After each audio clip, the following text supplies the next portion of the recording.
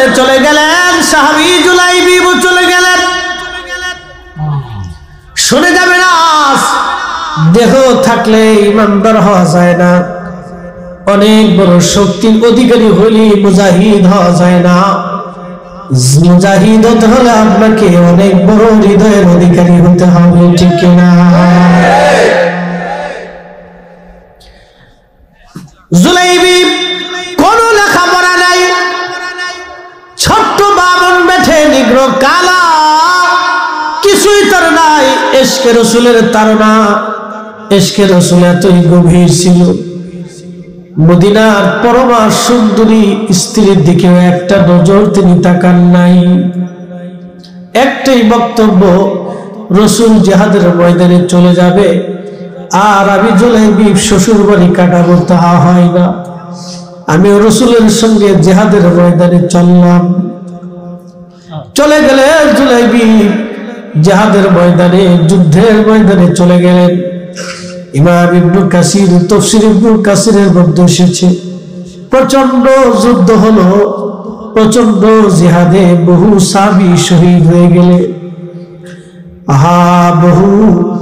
বহু সাহাবী শহীদ হয়ে গেলেন, প্রচন্ড জিহাদে বহু সাহাবী শহীদ হয়ে গেলেন। বহু সাহাবী শহীদ হয়ে যাওয়ার পরে, নবীজি যুদ্ধের ময়দান শেষ হয়ে যাওয়ার পরে আল্লাহর হাবিব সাহাবীদেরকে ডাক দিয়ে বলেন, সাহাবীরা রে, তোমরা সমস্ত লাশগুলি, সমস্ত জেসেটগুলি নিয়ে আসো, কবর খনন করো, আমি আজকে সবাইকে দাফন কাফন করে আমরা মদিনার দিকে রওনা হয়ে যাব। সমস্ত শহীদ সাহাবীদের লাশগুলি উঠিয়ে উঠিয়ে সাহাবীরা কাতার করে রাখলেন। আল্লাহর নবী চেহারার উপর থেকে সবার মুখ খুলে খুলে দেখতে লাগলেন, সবার নজর একটা বার করে দেখে দেখে নবীজি বিদায় জানাইতে লাগলেন। কবর খনন করা হচ্ছে, সবার লাশ দেখার পরে নবীজি বললেন, সাহাবীরা রে, সবার লাশ কি তোমরা আনছো? সাহাবীরা বলেন, হ্যাঁ ইয়া রাসূলুল্লাহ, সবার লাশ আমরা নিয়ে আসছি। নবীজি ডেকে বলে, সাহাবীরা রে, সবার লাশ তো আনছো, কিন্তু আমার জুলাইবিব দেখা যায় না কেন? আমার জুলাইবিব কোথায় আছে বলো? বলে, হুজুর আপনার জুলাইবিব শহীদ হয়ে গেছে। নবীজি ডাক দিয়ে বলে, সাহাবীরা রে, সারা ময়দান তন্ন তন্ন করে খুঁজো, আমার জুলাইবিবের লাশ নিয়ে আসো। কোথায় দেখো? আমার জুলাইবিব শহীদ হয়ে পড়ে আছে, দেখো। সারা ময়দান তন্ন তন্ন করে খুঁজতে খুঁজতে সাহাবীরা দেখলেন 7টা কাফেরের লাশ পড়ে আছে। এই 7টা কাফেরের লাশের নিচে জুলাইবিবের লাশ পড়ে আছে। ছোট্ট সাহাবী, 7টা লাশের ভিড়ে তাকে দেখা যাইতেছিল না। সাহাবীরা তাকে নিচ থেকে বের করে টেনে নিয়ে আসলেন, কাঁধে করে আবার রাসূলের সামনে বসায় শোয়ায় রাখলেন। আল্লাহর নবীজির চোখ বেয়ে বেয়ে বেয়ে বেয়ে পানি পড়ে পড়ে দাড়ি ভিজে যাচ্ছিল। বলতেছিলেন, সাহাবীরা রে, মা হারা, বাবা হারা, সংসার হারা, জীবন হারা ছোট্ট জুলাইবিব আমার দরবারে বড় হয়েছে। খেয়ে না খেয়ে আমার জুলাইবিব আমার বাড়ি বড় হয়েছে। মদিনার সবচেয়ে সম্ভ্রান্ত পরিবার, সুন্দরী মেয়ে দেখে আমি বিয়ে দিয়েছি। আমার জুলাইবিব বাসর ঘর না করে আমি রাসূলের প্রেমে পড়ে এই ময়দানে আমার সঙ্গে জিহাদে চলে আসছে। আমার জুলাইবিব আজকে শহীদ। সাহাবীরা, সবার লাশ তোমরা দাফন করবা, কিন্তু আমি নবী আজকে নিজে কাঁধে করে আমার জুলাইবিবের লাশ নিয়ে আমি নবী নিজে আজকে দাফন করব। চিৎকার করে বলি ইয়া রাসূলুল্লাহ। সাহাবীরা বলতেছেন, সবার লাশ কবরে নামানো হলো, নবীজি নিজে কাঁধে করে জুলাইবিবের লাশ। একসাথে বলবেন কি আল্লাহু আকবার। জুলাইবিবের লাশ নবী নিজে কাঁধে কাঁধে, রাসূল নিজে কাঁধে করে জুলাইবিবকে নিয়ে হেঁটে হেঁটে কবরের দিকে যাইতেছিলেন। চোখের পানি বেয়ে বেয়ে পড়তে লাগতেছে। সাহাবীরা রে, আমার জুলাইবিবকে মদিনার সুন্দরী মেয়ে দেখে বিবাহ দিয়েছি। সাহাবীরা, আমার জুলাইবিব সব ফলায় বৈদেশে শহীদ হয়েছে। হে রাসূল, তোমায় ভালোবাসি, অন্তরে শুধু মুখে নয়, জান্নাতের আশা নয় হে রাসূল, জাহান্নামকে ডরি না।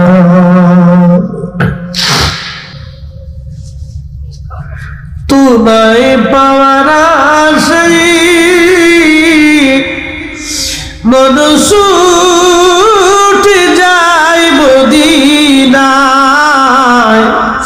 তোমায় পাওয়ার আশায়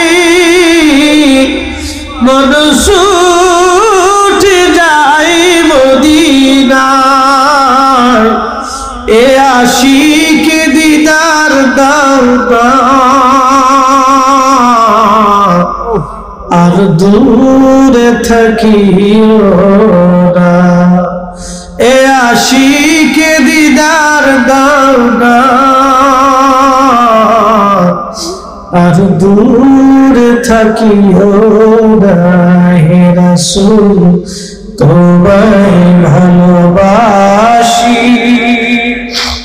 অন্তরে শুধু মুখে নয়, জান্নাতের আশা নয় হে রাসূল, জাহান্নামকে ডরি না।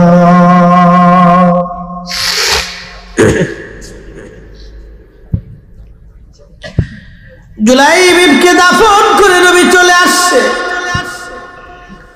যেই মেয়েটা রাসূলের কথায় জুলাইবিবের মতো একজন বাবার বেঠে মানুষকে বিয়ে করলো, আল্লাহর নবী মসজিদে নববীর মধ্যে বসে বসে কাঁদতেছিলেন, হাত বাড়িয়ে দোয়া করতেছিলেন, ইয়া রাব্বি, আমার কথায় একটা মেয়ে জুলাইবিবকে বিয়ে করলো, ইয়া আল্লাহ, আমার জুলাইবিব জিহাদের ময়দানে শহীদ হয়ে ঘুমিয়ে গেল। আল্লাহ, আমি রাসূল তোমার কাছে দোয়া করতেছি, ওই মেয়েটার জীবনকে বরকতময় করে দাও। আল্লাহ, তার জিন্দেগিকে তুমি বরকতময় করে দাও। আল্লাহ, তাকে সম্মানিত বানিয়ে দাও। এইভাবে নবী দোয়া করলেন। সারা মদিনায় এই দোয়ার খবর ছড়ায়া গেল। মদিনার শত শত ধনী পরিবার থেকে ওই মেয়ের বিবাহের পয়গাম আসতে লাগলো। ইয়া রাসূলুল্লাহ, আপনি যদি বলেন যেই মেয়ের বরকতের জন্য রাসূল দোয়া করে দেয়, ওই মেয়েটাকে আমাদের পুত্রবধূ হিসেবে সংসারে দরকার। শত শত বিবাহের পয়গাম আসলো। একসাথে বলা যাবে আল্লাহু আকবার। মদিনার ভিতরে নারী সবচেয়ে মর্যাদাবান হয়ে গেলেন, সম্মানিত হয়ে গেলেন। মদিনার ভিতরে মেয়ের মতো সম্মানিত মেয়ে আর কেউ ছিল না। আল্লাহ রাসূলের মহব্বতে কেউ যদি তার জীবনকে ব্যয় করে দেয়, দুনিয়াতে সম্মান বেড়ে যায়, আখিরাতে তার সম্মান বেড়ে যায়। এই জন্য রাসূলের কারণে সাহাবীদের মর্যাদা বেড়ে গেছে। অতএব সাহাবীদেরকে কষ্ট দেওয়া মানে নবীকে কষ্ট দেওয়া, সাহাবীদেরকে ভালোবাসা মানে রাসূলকে ভালোবাসা। কথা বলেন ঠিক কিনা? অতএব সাহাবীরা আল্লাহ রাসূলের দরবারে খুব মর্যাদাবান, এই উম্মতের সর্বশ্রেষ্ঠ ব্যক্তি। আমি বুঝতেই পারতেছেন, একজন সাহাবীর জীবনী শুনাইলাম। দেখেন, কোনো লেখাপড়া নাই, একটা বামন বেঠে কোথায় হারিয়ে আসছে, তার বংশ পর্যাদা কেউ খুঁজে পায়নি, আর সে কোনোদিন তার বাবা মাকেও কোনোদিন খুঁজে পায়নি, আর বাবা মাও তাকেও কোনোদিন খুঁজতে আসে নাই যে একটা বামন বেঠে ছেলে হারিয়ে গেছে, ওরা খোঁজ নিয়ে নেই। বুঝতে পারছি? তো সেই সাহাবী জুলাইবিব রাদিয়াল্লাহু আনহু আল্লাহ স্বর্ণাক্ষরে তার কথাগুলি লেখা আছে, তার সম্পর্কে কোরআনের একটা আয়াত আল্লাহ নাযিল করছে। একসাথে বলবেন আল্লাহু আকবার। এই মুহূর্তে আয়াতের কোন সূরার আয়াতটা আমার স্মরণে নেই, আয়াত আল্লাহ নাযিল করছে, তার তাফসীরে আমি তার জীবনের ঘটনাটা পড়ছি উপস্থিতি। এই জন্য আপনাদেরকে বলবো হাজিরিন, সাহাবীরা হচ্ছে সত্যের মাপকাঠি। কথা বলেন ঠিক কিনা? সাহাবীরা সত্যের মাপকাঠি। আল্লাহ নিজে তাদেরকে মাপকাঠি বানিয়ে দিয়েছে, আমি দেইনি। সাহেব কেবল ফুলতুলি রাহিমাহুল্লাহ দেয়নি, আল্লাহ নিজে দিছে। কথা ঠিক কিনা? কোন পীর ওলি বুজুর্গ উলামা ফুদালা দেন নাই, দিয়েছেন আল্লাহ সরাসরি নিজে, এবং আল্লাহ রসুল দিয়ে গেছে। অতএব তাদের ব্যাপারে আমাদের বক্তব্য থাকবে সুস্পষ্ট, তারা উম্মতের শ্রেষ্ঠ ব্যক্তি। এই উপস্থিতি এইভাবে অনেক সাহাবী, আমি কয়জনের কথা বলবো, কয়জনের নাম বলবো, অনেক সাহাবী। তার ভিতরে আরেকজন সাহাবীর কথা বলে দিয়েছে, শেষ। একসাথে বলেন তো আল্লাহু আকবার। আচ্ছা বলেন তো, আমরা অর্থ করি পাগল না? কথা কন না কেন? শ্রোতা বক্তা সবাই কিন্তু টাকার পাগল। কি জোরে বলে? শ্রোতা বক্তা সবাই কি টাকার পাগল? আমরা বাদ দিইনি, কিন্তু আমি বড় পাগল। শ্রোতা বক্তা সবাই টাকার পাগল। কেউ বউয়ের পাগল, কেউ বাচ্চার পাগল, কেউ জমির পাগল। এক একদিন এক এক নেশা। কেউ টাকা হইলে জমি রাখে, কেউ টাকা হইলে বাড়ি করে, কেউ টাকা হইলে গাড়ি কিনে। আবার আমরা যারা ইয়াং জেনারেশন ছোট পোলাপান আছে, এরা সব মোটরসাইকেলের পাগল, ভালো একটা মোবাইলের পাগল। কি কথা কর লেখা? পুরুষরা হলো মোটরসাইকেলের পাগল, আর মেয়েরা হলো ভালো একটা মোবাইল পেলে পাগল। কেমনে টিকটক বানাইবো তার পাগল। উরে বাপরে বাপ, সর্বনাশ! কি পরিমাণে যে বেহাপনা এটা বুঝা যায়। কি কথা কর লেখা? এটা চলতেছে আজকে, তো মনোযোগ দিয়ে। তো রাসূলের একজন সাহাবী ছিলেন, তার নাম সালমান ফারসি। 250 বছর জীবনে হায়াত পেয়েছে। না বাড়ি যে কোন গেছে বলা কত বছর ভাই? 250 বছর। আমরা বাসন কত বছর? এখানে 100 বছর কেউ আছে ভাই? 100 বছরের কেউ আসেনি? নাই। অর্থাৎ কাছাকাছি 80, 90, 95 এরকম, কিন্তু 100 বছর নাই। থাকলেও বোঝার কায়দা নাই। ধরেন 100 বছর নাই, তো 100 বছর আগে যারা দুনিয়াতে ছিল তারা সব কবরে চলে গেছে। আগামী 100 বছর পরে আমরাও কবরে চলে যাব। তো এই সাহাবীর হায়াত হলো 250 বছর। আল্লাহু আকবার। তো 250 বছর জীবন যখন শেষ, তখন তিনি ইরাকের গভর্নর ছিলেন। প্রত্যেক মাসে 6000 দিরহাম বেতন পেতেন, গভর্নরি ভাতা। 6000 দিরহাম বেতন পেতেন। তো যেই দিন বেতন পাইতেন, তারপরের দিন সকালবেলা ফজরের নামাজ পড়ে ইরাকের যত গরিব মানুষ আছে সবাই ডাইকে নিয়ে সব গরিব মানুষের মধ্যে টাকাগুলি বন্টন করে দিতেন। আর আমাদের নেতারা খালি সুইস ব্যাংকে টাকা পাঠাবে আর বেগম পাড়া বাড়ি বানাবে। এই জন্য আমাদের কপালের কোনো পরিবর্তন হয় না। কথা কথা ঠিক কিনা? কোনো পরিবর্তন নেই। ইউরোপ, আমেরিকা, লন্ডন, ব্রিটেন যায় দেখেন, ওদের নেতারা 1 টাকাও চুরি করে না, অথচ খ্রিস্টান। আর আমরা নেতারা মুসলমান, চুরি করতে করতে জান শেষ, টাকার জান শেষ করে ফেলেছে।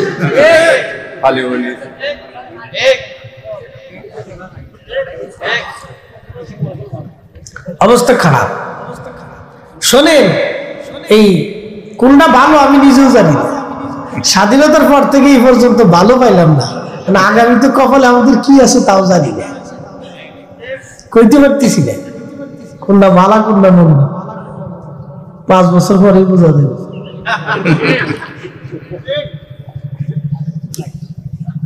জালাত আছে। তো সালমান ফারসি রাদিয়াল্লাহু আনহু ইন্তেকাল করার সময় খুব কাঁদতেছে। তো সাহাবে কেরাম বললেন, হুজুর, আল্লাহ রসুল আপনার খুব ভালোবাসতেন, আপনি রসুলের খুব আশেক মর্যাদাবান সাহাবী, কাঁদতেছেন কেন? বলতেছে, বলো তো কিয়ামতের ময়দানে আমি রসুলের সামনে কোন চেহারা নিয়ে দাঁড়াবো? চিন্তা করেন তো, সাহাবী সাহাবী। এই জন্য আল্লাহ রসুল, আল্লাহ আল্লাহ ফি আসহাবি, তোমরা সাহাবীদের ব্যাপারে আল্লাহকে ভয় করো। সাহাবী বলতেছে, আমি কিয়ামতের ময়দানে আমার রসুলের সামনে কোন চেহারা নিয়ে দাঁড়াবো বলতো? বলে, কেন, কি হয়েছে? নবীজি দুনিয়ার থেকে যাওয়ার সময় সমস্ত সম্পদ আল্লাহর রাহে দান করে দিয়ে গেছে, আমি ইন্তেকালের সময় কত সম্পদ জমা হয়েছে, রসুল যদি জিজ্ঞাসা করে কি জবাব দেব বলো তো? বলতেছে কি জমা হয়েছে? দেখো আমার মাথার পাগড়ি, আমার গায়ের জুব্বা, একটা আবা, একটা লাঠি, একটা ওই কাঠের পানির পিয়ালা, আর একটা কাঠের বাসন। কয় হাজার কোটি টাকার সম্পদ। একটা কাঠের বাসন, আর একটা কাঠের পিয়ালা, আর একটা কাঠের লাঠি, আর একটা ফাগড়ি, আর একটা জুব্বা, আর এই জুব্বার উপরে যে আবা গাই দিছে না, আমার আগে সালি সাহেব যেটা আবা গাই দিছে না, ওই আবা। কয়শো কোটি টাকার মাল কিন্তু কানতেছে।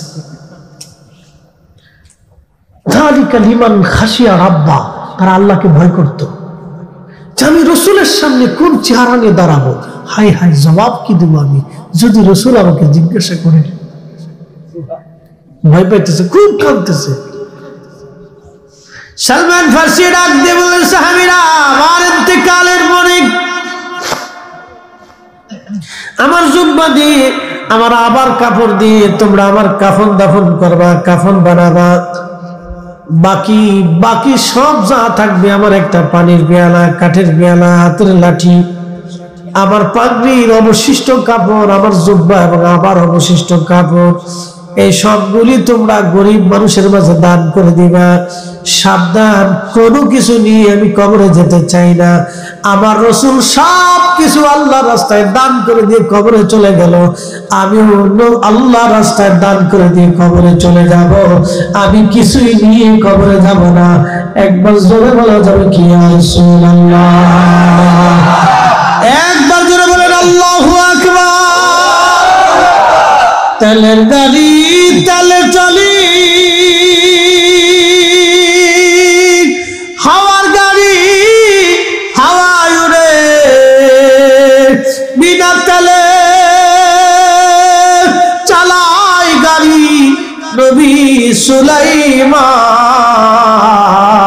আমরা সেই মুসলমান, আমরা সেই মুসলমান। আল্লাহুম্মা সাল্লি আলা সাইয়্যিদিনা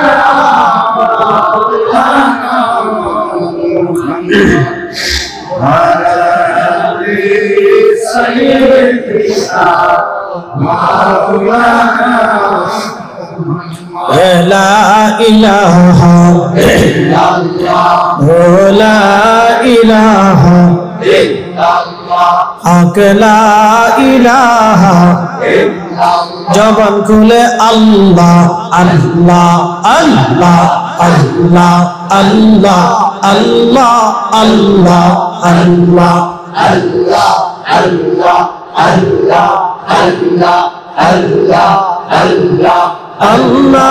তোমার লীলা कहला गई अल्लाह, তোমার লীলা कहला क्यों बुझे ना अल्लाह अल्लाह अल्लाह अल्लाह अल्लाह अल्लाह अल्लाह। इब्राहिम তোমার নবী ছিল, নমরুদের আগুনে ফেললো। ইব্রাহিম তোমার নবী ছিল, নমরুদের আগুনে ফেললো। আগুন হইল ফুলবাগি সাপসম কানে পড়ল না আল্লাহ। আগুন হইল ফুলবাগি সাপসম কানে পড়ল না আল্লাহ। তোমার লীলা খেলা আল্লাহ বুঝে না আল্লাহ আল্লাহ আল্লাহ আল্লাহ আল্লাহ আল্লাহ আল্লাহ আল্লাহ আল্লাহ আল্লাহ আল্লাহ। মুসা তোমার নবী ছিল, তোর পাহাড়ে সওয়াল করলো। মুসা তোমার নবী ছিল, তোর পাহাড়ে সওয়াল করলো। পাহাড় পইরা শর্মা হইল, মুসা কেন করলো না আল্লাহ পাহাড় পইরা শর্মা হইল মুসা কেন করলো না আল্লাহ তোমার লীলা খেলা কেউ বুঝে না আল্লাহ আল্লাহ Allah, Allah, Allah, Allah, Allah, Allah, Allah, Allah, Allah, Allah, Allah, Allah, Allah, Allah, Allah, Allah. কাউকে রাখো গাছ তলাতে কাউকে রাখো বালখানায় আল্লাহ কাউকে রাখো গাছ তলাতে কাউকে রাখো বালখানায় আল্লাহ তোমার নীলা খেলা কেউ বুঝে না আল্লাহ আল্লাহ আল্লাহ আল্লাহ আল্লাহ Allah, Allah, Allah, Allah, Allah, Allah, Allah, Allah, Allah, Allah, Allah, Allah, Allah, Allah, Allah, Allah, Allah. Yunus তোমার নবী ছিল মাসে তারে গিলে ফেললো ইউনুস তোমার নবী ছিল মাসে তারে গিলে ফেললো মাসের পেটে রইলেন ইউনুস হাজম কেনে হইল না আল্লাহ মাসের পেটে রইলেন ইউনুস হাজম কেনে হইল না আল্লাহ তোমার লীলা খেলা কেউ বুঝে না আল্লাহ আল্লাহ Allah, Allah, Allah, Allah, Allah, Allah, Allah. কাউকে রাখো গাছ তলাতে কাউকে রাখো বালখানায় আল্লাহ কাউকে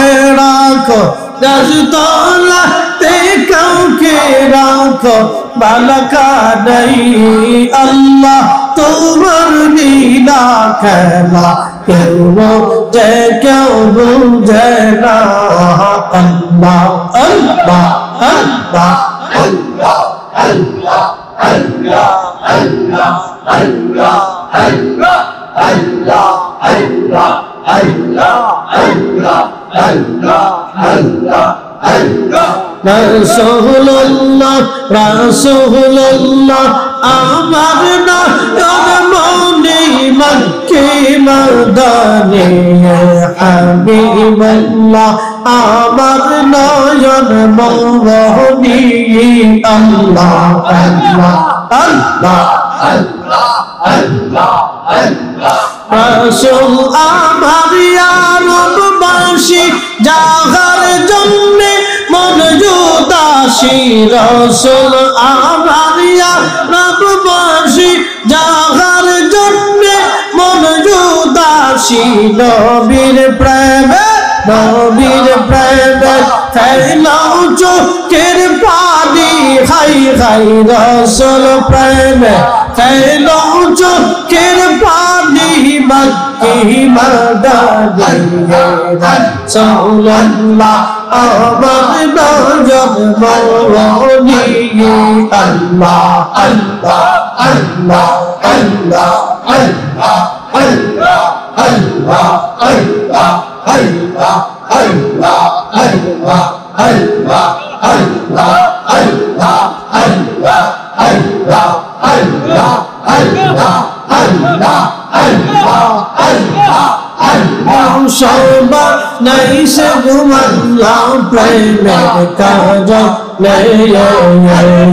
হাবিব কে পাঠাইছে গো আল্লাহ প্রেমের কাজ বন্দরে ছিলেন সামনে আল্লাহ আল্লাহ আল্লাহ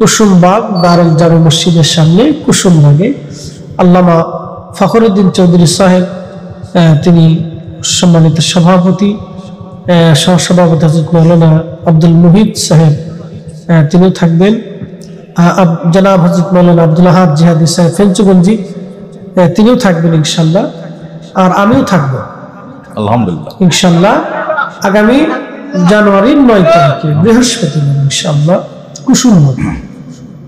আমরা একসাথে বলি আলহামদুলিল্লাহ। আমার দিকে তাকান, আমি বেশি সময় নেব না। হিন্দুরা মন্দির বানায় কিনা? জোরে বলেন। কেন বানায়? উপস্থিতি মৌলভীবাজারবাসী, হযরত সুমাইয়া জীবন দিয়ে দিলেন, শহীদ হয়ে গেলেন সুমাইয়া, কিন্তু কালেমা দেন নাই, ঈমান ছাড়েন নাই। সুমাইয়ার স্বামী হযরত ইয়াসারকে ধরে আনা হলো। হযরত ইয়াসারকে ধরে এনে তার পা বাঁধা হলো, হাত বাঁধা হলো, দুই পায়ের মধ্যে রশি বেঁধে হযরত ইয়াসারকে দুই উটের গলার মধ্যে বেঁধে দিয়ে উট দুইটা দুই দিকে ছেড়ে দেওয়া হলো। আবু জাহেল বলল, ইয়াসার, তোমার স্ত্রী সুমাইয়াকে শহীদ করে দিয়েছি, তুই যদি বাঁচতে চাস তো কালেমা ছেড়ে দে। হযরত ইয়াসার ডাক দিয়ে বলল, আবু জাহেল, জীবনের সব দিয়ে দিতে পারি কিন্তু ঈমান দেব না। তখনও দেখেন নামাজ রোজা জিকির ফিকির কিছুই নাজিল হয় নাই। ইসলামের প্রথম সময় কত দৃঢ় ঈমান, কত কঠিন ঈমান, উহুদ পাহাড়ের মতো শক্ত ঈমানের অধিকারী হযরত সুমাইয়া রাদিয়াল্লাহু আনহার স্বামী হযরত ইয়াসার রাদিয়াল্লাহু আনহু, তিনার দুই উট দুই দিকে ছেড়ে দেওয়া হলো, উট দৌড়াইতে লাগলো। হযরত ইয়াসারের মাঝখান থেকে ছিঁড়ে ছিঁড়ে ফেরে ফেরে একজন মানুষ দুইটা খণ্ডে বিভক্ত হয়ে গেল। ঈমান দিল না, জীবন দিয়ে শহীদ হয়ে ইয়াসার প্রমাণ করে গেল, ইয়া রাসূলুল্লাহ, ইয়া রাসূলুল্লাহ, ভালোবাসি। তিনার স্ত্রী চোখের সামনে শহীদ হলো, তার একটা সন্তান আব্দুল্লাহকেও হত্যা করা হলো।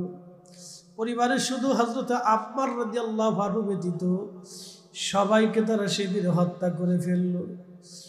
তারা কাউকে বাঁচতে দেয় নাই, সেদিন জীবন দিয়ে দিল। হযরত ইয়াসার জীবন দিয়ে প্রমাণ করে গেল, ইয়া রাসূলুল্লাহ, ভালোবাসি। কালেমার জন্য জীবন দিয়ে গেল হযরত ইয়াসার। হযরত সুমাইয়া রাদিয়াল্লাহু আনহা স্বামী আর স্ত্রী একসঙ্গে জীবন দিয়েছিলেন। এই জন্য সাহাবীদের মতো ঈমান আনতে আল্লাহ কোরআনে বলে দিয়েছেন। আল্লাহর নবী বললেন, লা তাত্তাখিযুহুম গরাদাম মিন বাদি, আমার ইন্তেকালের পরে আমার কোন সাহাবীর সমালোচনা তোমরা করবে না, কোন সাহাবীর ত্রুটি ধরবে না, বিচ্যুতি ধরবে না, খাতা ধরবে না, ভুল ধরবে না, তাদের ত্রুটি বিচ্যুতি বের করবে না। একবার জোরে বলা যাবে কি আল্লাহু আকবার। রাসূলের আরেকজন ছোট্ট সাহাবীর জীবনী আপনাদেরকে শোনাই। এইভাবে কত সাহাবী নিজের জীবন দিয়ে দিলেন, সন্তান দিয়ে দিলেন। একটু চিন্তা করেন, বদরের প্রান্তরে সাহাবীরা জীবন দিয়ে দিলেন, উহুদে সাহাবীরা জীবন দিয়ে দিলেন, খন্দকে সাহাবীরা জীবন দিলেন, খাইবারে সাহাবীরা জীবন দিলেন, হুনাইনে সাহাবীরা জীবন দিলেন, মুতান প্রান্তরে সাহাবীরা জীবন দিলেন, মক্কা বিজয়ে সাহাবীরা জীবন দিলেন। বহু যুদ্ধে সাহাবীদের জীবন চলে গেল, তারপরও সাহাবীরা ঈমান ত্যাগ করেন নাই, রাসূল ছেড়ে দেন নাই, নবীর দরজা ছেড়ে দেন নাই। এই জন্য সাহাবীদের কোনো ভুল ত্রুটি ধরা যাবে না, তাদের ভুল ত্রুটি বের করা যাবে না। তারা আমাদের আদর্শ, তারা আমাদের অনুসরণীয়, অনুকরণীয়। কথা বলেন ঠিক কিনা?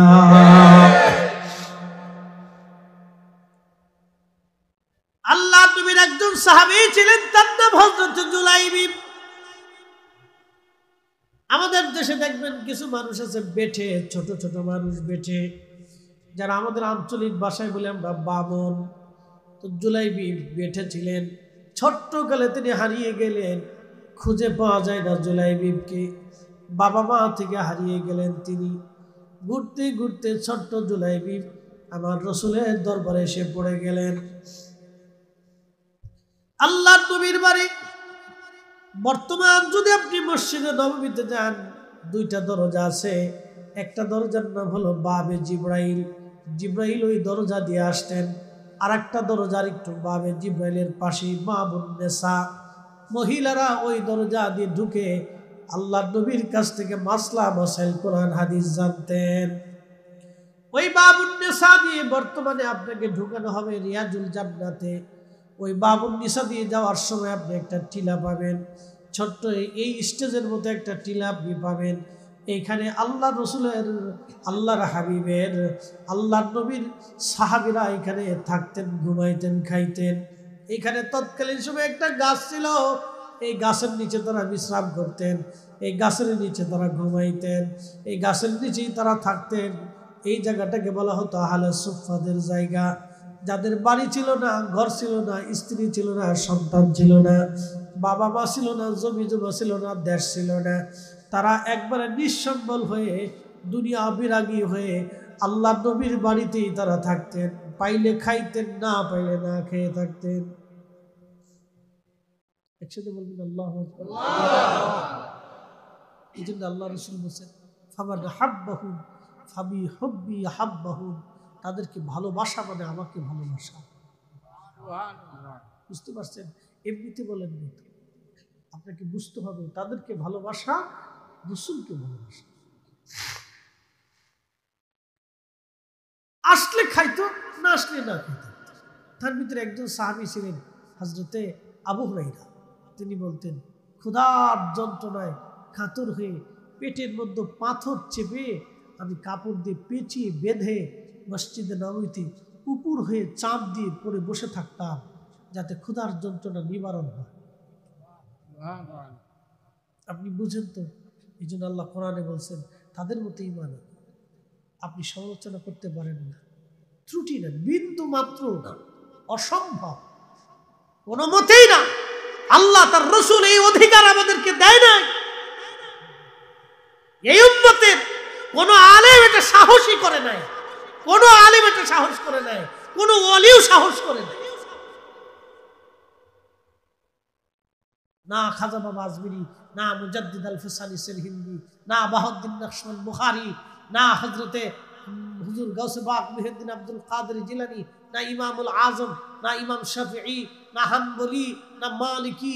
পৃথিবীর লক্ষ লক্ষ আলেম ওলামা, শাইখুল হাদিস, মুহাদ্দিস, বড় বড় আলেম ওলামা, লক্ষ লক্ষ হাদিসের হাফেজরা সমালোচনা করতে সাহস করেন নাই, সাহসই আনেন নাই যে কি করে তাদের ভুল ধর্ম, অথচ তারা ক্ষুধার যন্ত্রণা অভাব বরণ করে রাসূল করিমের সামনে বসে থাকতেন, জিহাদে অংশগ্রহণ করতেন।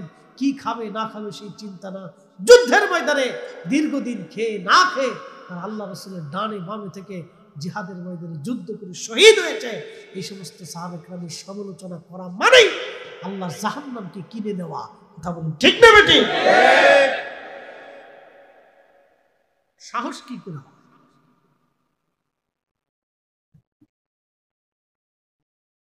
প্রিয় উপস্থিতি, মনোযোগ দিয়ে কথাগুলি শুনে যাবেন। আজ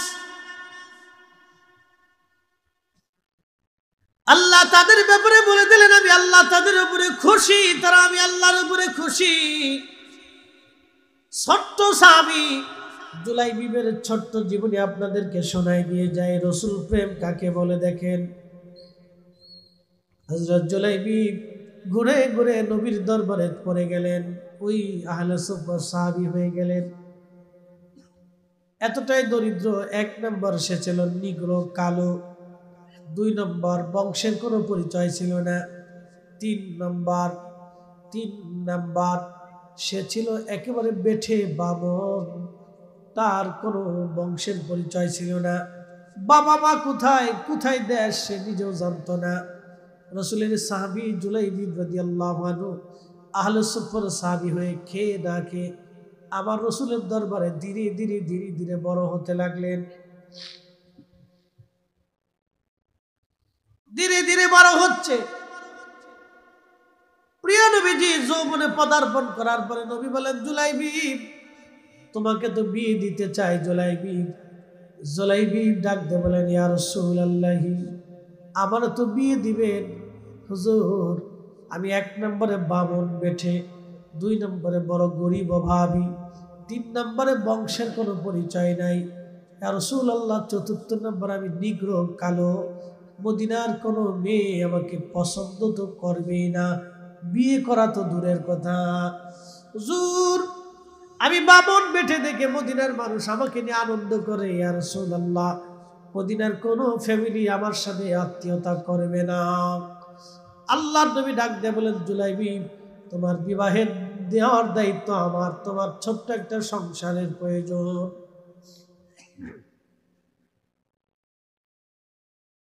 কিছুদিন পরে প্রিয় নবীজি মদিনার এক আনসারী মেয়ে পরমা সুন্দরী ছিল। আপনি যদি কোনোদিন মদিনাতে যান তাহলে দেখবেন মদিনার মানুষের মতো এত ভদ্র, এত নম্র কোথাও আপনি জগতে কোথাও খুঁজে পাবেন না। একসাথে বলবেন আল্লাহু আকবার। বলে হুজুর কারণ কি? আগে থেকেই ভদ্র, জন্মগত সূত্রেই তারা ভদ্র। হাজিরা যদি যায় তো দেখবেন মদিনায় ওই মসজিদে নববীতে পৃথিবীর বিভিন্ন দেশ থেকে হাজিরা আসে, তাদের বাচ্চারা দৌড়াদৌড়ি পড়াপড়ি লাফালাফি করে। কিন্তু মদিনার বাচ্চা দেখবেন সকালবেলা কোরআন শরীফ পড়তে আসে, হাদিস পড়তে আসে, ধীরে ধীরে আসে, চুপচাপ আসে, চুপচাপ চলে যাবে, কোনো হই হুল্লা লাফালাফি পড়াপড়ি ফাড়াপড়ি মদিনার বাচ্চারা অন্তত মদিনা মসজিদে নববীর এরিয়ার ভিতরে তারা করে না। বুঝতে পারছেন? আল্লাহ রসুলকে তারা এইভাবে সম্মান করে, ভালোবাসে এবং ভয় পায়। এখনো 1450 বছর পরেও, 1450 বছর আগে কেমন ছিল আপনি হিসাব করেন, 1450 পরে এসেও মদিনার মানুষ এইভাবে রসুলকে সম্মান করে। ছোট্ট বাচ্চা পর্যন্ত মদিনার সীমানার ভিতরে হই হুল্লা করে।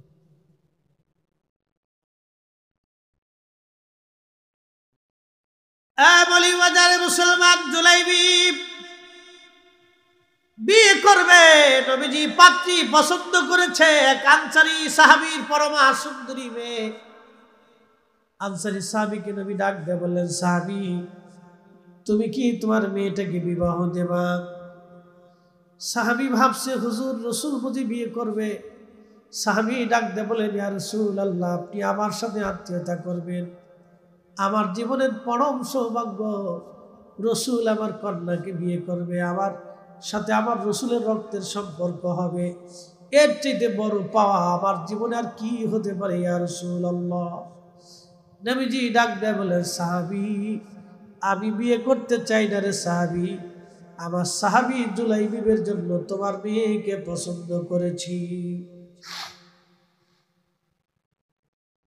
তো সাহাবীর মনটা বেজার হয়ে গেছে, জুলাইবিবের সাথে আমার এই মেয়েটাকে বিয়ে দেব, কোন অংশে তো আমার মেয়েটা কম না, আমি মদিনার সম্ভ্রান্ত পরিবার, আমার মেয়ে খুব সুন্দর বংশীয় অর্থবিত্ত, জুলাইবিব একটা গরিব হত দরিদ্র, মানে নিগ্র কালো বেঠে বামন, এরপরে তার বংশের কোনো পরিচয় নেই। আচ্ছা বলেন তো, একটা ছেলের মাও চিনে না, বাবু চিনে না, বাড়ি কোথায় ঘর কোথায় কেউ জানে, এরকম ছেলের সাথে কোনো বাবা মেয়ে বিয়ে দিতে চায়? হ্যাঁ, জীবনও চাবে না। সে যত কোটি টাকার মালিক হোক, 100 কোটি টাকার মালিক হলো কোনো বাবা সিদ্ধান্ত দিতে পারে না, কিন্তু এটা তো তার তো কিছুই নেই। সে কোথায় যাবে, হারিয়ে যাবে না চলে যাবে, খুঁজে পাওয়া যাবে না, তার তো কোথাও ঠিকানা নেই। তো সাহাবী এরকম চিন্তায় পেরেশান করে বলেন, ইয়া রাসূলুল্লাহ আমার স্ত্রী আছে, তার সাথে পরামর্শ ছাড়া আমি কোনো সিদ্ধান্ত দেব না। দেখেন, যে সাহাবীরা জীবন দিয়ে ভালোবাসে সেই সাহাবী এই উত্তর দিয়ে বসছে। এখন আপনি বলেন, এই কথার উপরে আমরা কি এই সাহাবীর ভুল ধরতে পারি আর মন্দ বলতে পারি? অবশ্যই, কারণ তারা দিল থেকে রসুলকে ভালোবাসতেন। হয়তো সাময়িক সময়ের জন্য তিনি বিচলিত হয়ে গেছে, এই পরিবেশে তাকে ভুল ধরা যাবে না, মন্দ বলা যাবে না, সাময়িক সময়ের জন্য হয়তো সে বিচলিত হয়ে গেছে, এখন কি করবে? তো তিনি বলে ফেলছেন, ইয়া রাসূলুল্লাহ, আমার স্ত্রী আছে, আমি তার সাথে পরামর্শ করি। তা আল্লাহর নবী কথা শোনার পরে আল্লাহর হাবিবের একটু মনটা বেজার হয়ে গেল। তো সাহাবী বাড়ি চলে গেছে। বাড়ি যায় বলতেছে, বিবি শুনছনি তোমার মেয়ের ব্যাপারে আল্লাহর নবী বিবাহের পয়গাম পাঠিয়েছে। মহিলাও বুঝছে বুঝি রাসূল বিয়ে করতে চায়। মহিলা হাস্যজ্জ্ব হয়ে বলল, স্বামী বলেন কি? আল্লাহর নবী আমার সঙ্গে আত্মীয়তা করবে, এর চাইতে পরম সৌভাগ্য আমার জীবনে আর কি হতে পারে? স্বামী ডাক দিয়ে বলতেছে, বিবি রাসূল বিয়ে করতে চাই না গো, তাহলে কার জন্য আমার মেয়ের পাত্র ঠিক করেছে বলো? বলতেছে, জুলাইবি নামক একজন সাহাবী আছে, সে বেটে, সবাই তারে চিনে। তুমি তো জানো বামন, গরিব দরিদ্র, বংশের কোনো পরিচয় নাই, ঠিকানা কোথাও নাই। ঠিক তখনই মহিলা ডাক দিয়ে বলতেছে, স্বামী রে, আল্লাহর কসম করে বলি, এই পুরুষের সঙ্গে আমি আমার মেয়ের বিবাহ দিতে পারবো না, এটা সম্ভব না। এই ছেলের সাথে রাসূল বলল আমি বিয়ে দেব না। বেটি আরো বাড়াই বেড়ে বলেছে। মেয়েটা ঘরের ভিতর থেকে শুনতেছিল বাবা এবং মায়ের কথোপকথন। মেয়েটা তার রুম থেকে বাবা মা রুমে আসছে, এসে বলতেছে, মা এবং বাবা বলেন কি হয়েছে, কি নিয়ে গল্প করতেছে? বলতেছে, বেটি রে, রাসূল তোমার বিবাহের পয়গাম পাঠিয়েছে। জুলাইবি নামক একজন বেঠে বামন সাহাবী, তুমি তো তাকে চিনোই, নাম শুনেছ, হত দরিদ্র, বংশের কোনো পরিচয় নাই, বড় অভাবী, তার সাথে তোমার বিবাহ হতেই পারে। মেয়েটা ধমক দিয়ে বলতেছে, বাবা মা, কলিজার মধ্যে আপনাদের সাহস কি করে হয়? রাসূল আমার স্বামী পছন্দ করেছে, রাসূল পছন্দ করেছে, আর আপনি নিষেধ করতেছেন। যা আপনারা পছন্দ না করলেও আমার জীবনের পরম সৌভাগ্য যে আমার রাসূল আমার জন্য স্বামী পছন্দ করছে। জোরে জোরে জোরে। সাহাবী রাসূল, এরা মদিনার মানুষ, এরা মদিনার মানুষ, এইভাবে রাসূলকে ভালোবাসত। বাবা মার সন্তানের প্রতি বেশি মহাব্বতে তারা কিন্তু আল্লাহ রাসূলের কথাকে ডাইভার্ট করতে গেছিলেন, কিন্তু মেয়ে তাদের হুঁশ ফিরিয়ে দিচ্ছে। রাসূল পছন্দ করছেন, আমার স্বামী রাসূল পছন্দ করছে, এর চাইতে চরম সৌভাগ্য আমার জীবনে আর কিছু হতেই পারে না। আল্লাহু আকবার। আল্লাহ বলেছেন, আমিনু কামা আমানান নাস, আমার সাহাবীরা যেইভাবে ঈমান আনছে তোমরা সেইভাবে ঈমান আনো। এই স্থানে যদি আমরা হতাম তাহলে আমরা বলতাম, এই মেয়ে চুপ করা, তুমি বেশি বুঝো না, আমরা বেশি বুঝি। কি কথা বলেন না কেন? কিন্তু তখনই বাবা মা হুঁশ ফিরে আসছে, তখনই বাবা মা বলতেছে, হ্যাঁ মেয়ে, কথা তো সত্য।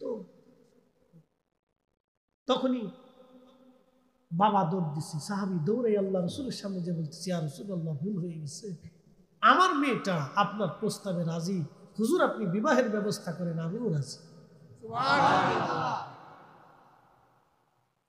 এই জন্য সাময়িক বিষয়টাকে ধরে সাহাবায়ে কেরামের সমালোচনা করা যাবে। তারা জীবনের সব কিছু দিয়ে রাসূলকে ভালোবাসে।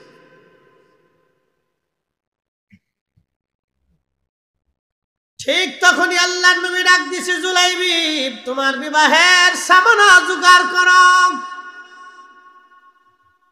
এখনকার দিনের মতো এত বিরাট আয়োজনে বিবাহের ব্যবস্থা ছিল না। এখন তো বিবাহের এমন সিস্টেম হয়েছে, সারা রাত ডেক সকালে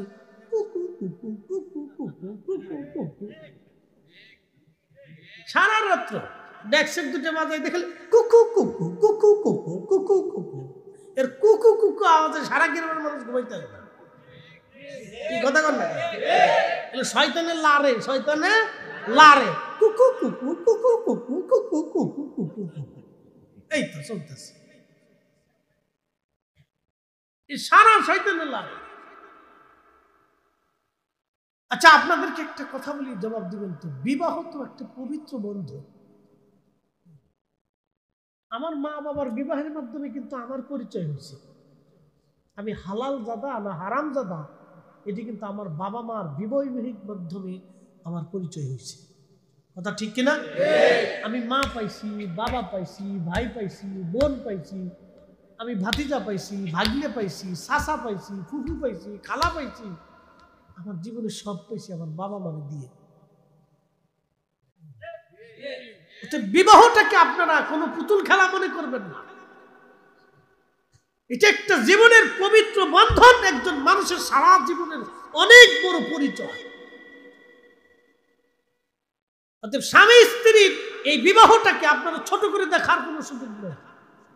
এই স্বামী স্ত্রীর বন্ধনটাকে আপনাকে দেখতে হবে খুব মজবুত করে, এবং এটা শুরু করতে হবে একবারে পবিত্রতার মাধ্যম দিয়ে। এটা অপবিত্র দিয়ে শুরু করেন তাহলে শেষ পর্যন্ত এই অপবিত্রতা থাকবে। এটা শুরুটা অপবিত্র দিয়ে করতে হবে। বলে কি দিয়ে? আল্লাহ রসুলের সুন্নাহ, আল্লাহর নবীর নিয়মতান্ত্রিক পদ্ধতি দিয়ে। কি কথা কর না? আমাদের দেশে সনাতন ধর্মে যারা বিশ্বাসী তারা কি গোমূত্র খাওয়ায় না, গরু গোবর টোবর খাওয়ায়, মুখ টুত খাওয়ায়, আর কি কি আছে, তারা তাদের ধর্ম অনুযায়ী করে। তারা তাদের ধর্ম অনুযায়ী বিবাহিক করতেছে। মাঝে মধ্যে দেখি পেশাবু খায়, আল্লাহ মাফ করে দিন, গরুর মুতও খায়। আচ্ছা বলুন তো, গরুর কি মুত খাওয়ার জিনিস? দুধ খেলে খেতে পারে, পেশাব কেন খায়? এটা তো মানুষের একটা রুচি রূপ, ঠিক কিনা? আচ্ছা আমাদের ধর্ম কি রুচি সম্মত না রুচিহীন? রুচি সম্মত। আমরা যেটা পরিশুদ্ধ আল্লাহ সেটা আমাদেরকে খাইতে কইছে। কথা কোন ঠিক কিনা? পরিশুদ্ধ যেটা আল্লাহ সেটা কি কইছে? আমাদেরকে খাইতে কইছে। অপরিশুদ্ধটা আল্লাহ আমাদেরকে খেতে বলে না, পরিশুদ্ধটাকে আল্লাহ খেতে বলছে। একসাথে বলবেন আল্লাহু আকবার। তো মনোযোগ দিয়ে, আমাদের দেশে বিবাহে অনেক কাজী বিয়ে পড়ায় কিন্তু মুইতেও পানি নেই না। কি কথা বল না কেন? অনেক কাজী আছে পেশাব করে পানি নেয় না, এত ধরেই না আগে গোসল করাবে। বাপ তুই আগে গোসল কর, কারণ এই পবিত্রতার বন্ধন কিন্তু 2-1 দিনের জন্য না। আমি আবার বলতেছি, আপনাদের সবার পরিচয় হয়েছে কিন্তু এই বন্ধনের জন্য। কি কথা বল না কেন? আপনার ওই সন্তানের পরিচয়টাও কিন্তু এই বন্ধনের জন্য হয়েছে। অতএব এটাকে আপনারা ছোট করে দেখার সুযোগ নেই। কি কুকু কুকু কুকু এইটা দিয়ে না, এইটা দিয়ে চালাবেন না। সর্বপ্রথম এটা পবিত্রতার মাধ্যমে রাসূলের সুন্নাহ পদ্ধতি দিয়া, তারপরে দোয়া দুরূদ দিয়ে পবিত্রতার মাধ্যমে এটা শুরু করতে হয়। বাসর করে গেলেও শুকরানা 2 রাকাত নফল নামাজ পড়তে হয়। ও কুকু কাকু শুনবে না, নামাজি বলবে।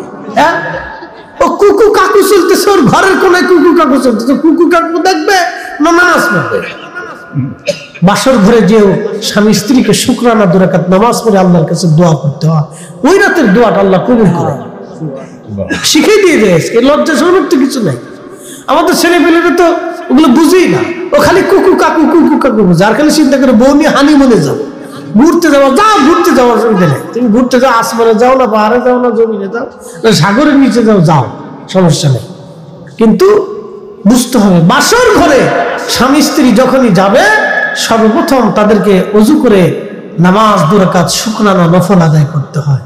2 স্বামী স্ত্রী একসাথে নামাজ পড়ে আল্লাহর দরবারে ওই দিন যাহা সব ইয়া রাব্বি, আমরা আমাদের জীবনের প্রথম রাত শুরু হচ্ছে। আল্লাহ আমাদের এই বন্ধনটাকে তুমি আজীবন পর্যন্ত মজবুত রাখো এবং জান্নাত পর্যন্ত আমাদেরকে স্থায়ী করে দিও। সুবহানাল্লাহ। এটা মনে রাখবেন, রাত্রিবেলা এইভাবে দোয়া করতে হয়। খালি কুকু কাকু মানে দেশটাকে পাগল বানাই ফেলছে একবারে।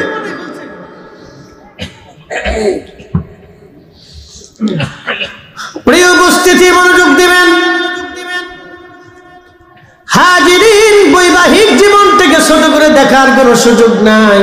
এটা আমাদের জীবনের পরিচয়, জীবনের বন্ধন। আমরা আমাদের পরিচয় পেয়েছি বাবা মার বৈবাহিক বিবাহের হালাল পদ্ধতির মাধ্যমে।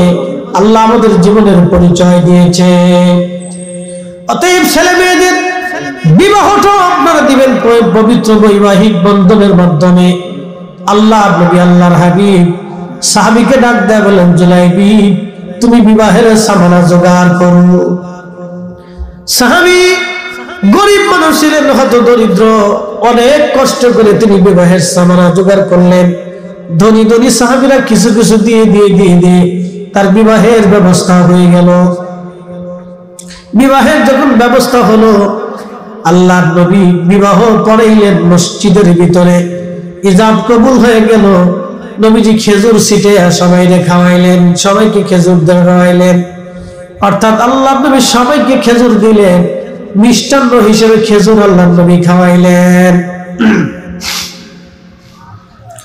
আল্লাহর হাবিব খেজুর খাওয়ানোর পরে নবীজি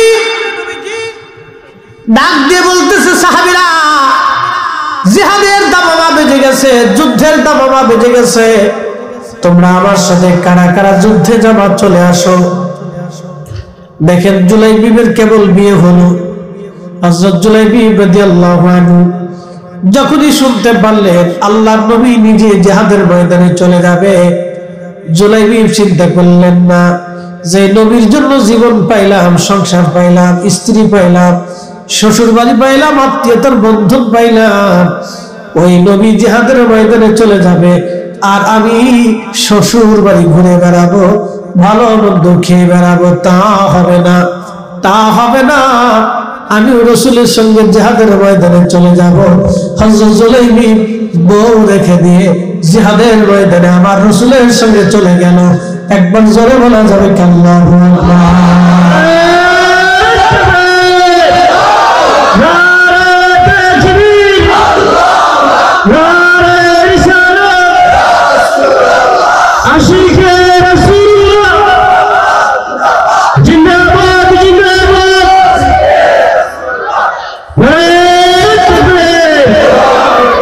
তেলের গাড়ি তেলে চলে,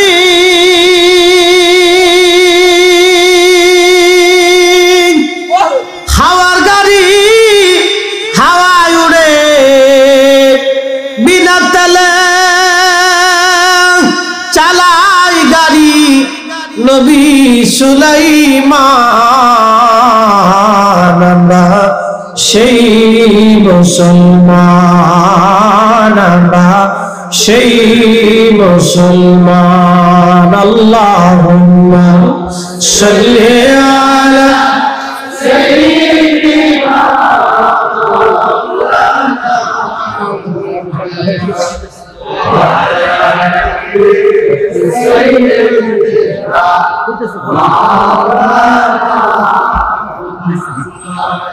তুমি আল্লাহর প্যারা হাবিব, তোমার তুলনা নাই কেউ, তোমার মতো আকাশ ভ্রমণ করে নাই কোন পয়গম্বর। আল্লাহুম্মা সাল্লি আলা